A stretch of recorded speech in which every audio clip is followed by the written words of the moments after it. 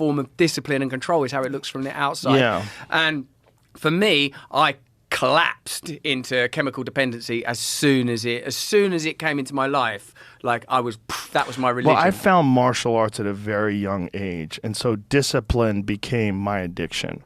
And I got very, very, very fortunate that I went in that direction, because I grew up with a lot of guys that drank a lot and did a lot of drugs, and they went off in their way, and I didn't. I avoided all that throughout all high school. I barely partied in high school. I got drunk like a couple times. I smoked pot a couple of times, and that was it. All throughout high school. My high school was filled with discipline, and all I did was train. I was a very weird kid in that regard. Like socially, I was kind of an outcast.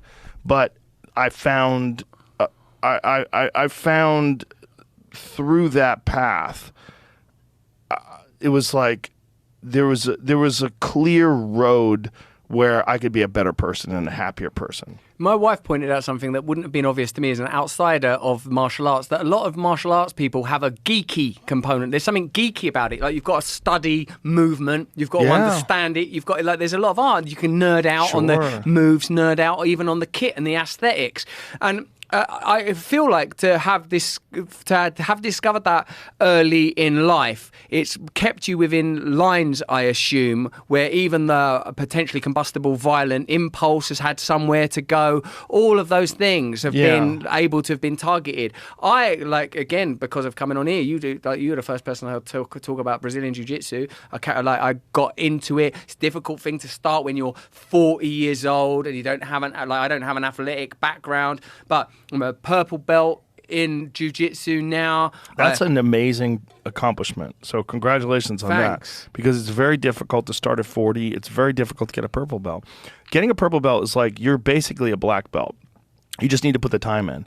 The difference between a white belt and a blue belt, the blue belt is like, okay, you're learning things. You now have an understanding of moves that's not just a beginner's understanding. Like, you know, a path. When you get into someone's side control and you trap an arm with your neck, you know how to slide into that head and arm choke. It's natural. It's automatic. When you get to a purple belt, it's like you've got some serious shit. When you get to a purple belt level, you know how to set things up. You know how to set traps. You know how to use defensive tactics to initiate offense. The only difference between that and a black belt is honing the edge and continuing to put in the time.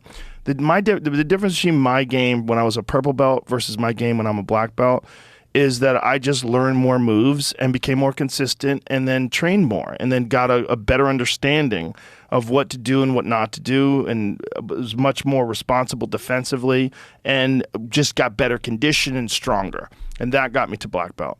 But you're at purple belt level, which is that's the great divide. That's what separates someone who just starts Brazilian Jiu-Jitsu with someone who gets to black belt. Can you get to purple belt? You're in the great divide. Oh, that's the threshold, is it? Because I found it a difficult place to be, and I'll give a shout. Difficult. My teacher, Chris Clear, he's a very dedicated teacher. He's a black belt under Roger Gracie. For me, I move in and out of it, like, not necessarily even because of injuries, because of time, and sometimes because part of me still holds on to the idea of not being crushed under somebody's shoulder.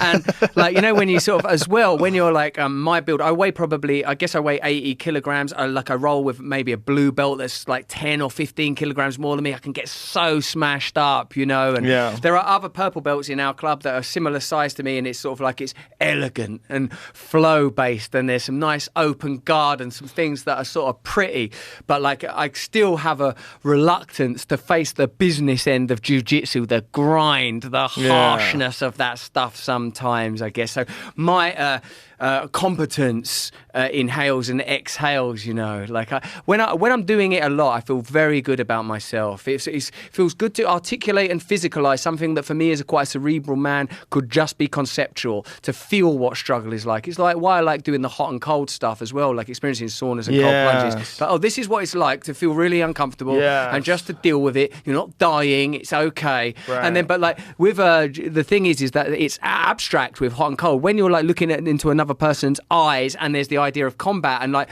I've obviously got some ego, you know, and when I experience, oh man, look at that. That's what it's like to be smashed. To get smashed, to be the nail and not the hammer. Yeah. You know, that like I still deal with that. The first time I got, even as a white belt, when someone like guillotine choked me out a couple of times, I was like transported back to childhood. I like needed therapy. Someone else going, it's just a hobby that you're doing. Oh no, I've got to write a poem about this shit. This is bad. What happened to me in that guillotine choke? Did you ever read Sam Harris when he started doing Brazilian Jiu-Jitsu? He wrote I think it was called The Joys of Drowning. I never read that, but he it was wrote him an that essay. introduced me to Huron Gracie, who I train with also. But what did he say about that Joys of Drowning? Just what he's learning about his pursuit of this thing. And, you know, also, I think similar age when he started doing jiu-jitsu. I think he was in like his 40s as well.